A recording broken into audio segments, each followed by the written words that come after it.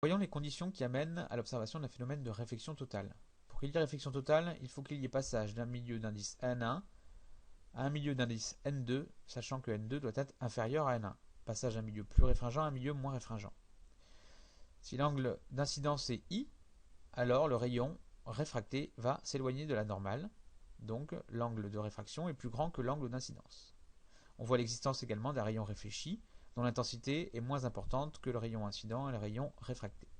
Si on augmente l'angle d'incidence, alors le rayon s'écarte davantage de la normale, le rayon réfracté s'écarte davantage de la normale. Et ainsi de suite, jusqu'à ce que cet angle de réfraction soit de pi sur 2. À ce moment-là, on a existence d'un angle d'incidence limite qui donne un angle de réfraction de pi sur 2.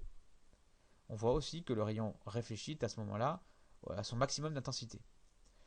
Si on écrit la deuxième loi de Descartes, on a n1 sinus I1 limite égale n2 sinus pi sur 2. Pi sur 2 étant l'angle de réfraction dans ce cas-là. Cela conduit à I1 limite égale arc sinus de n2 sur n1. Comme n1 sera supérieur à n2, on n'aura pas de problème pour la définition de la fonction arc sinus.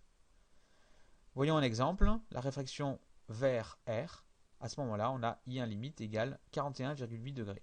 Donc si l'angle d'incidence est supérieur à 41,8 degrés, on aura forcément réflexion totale.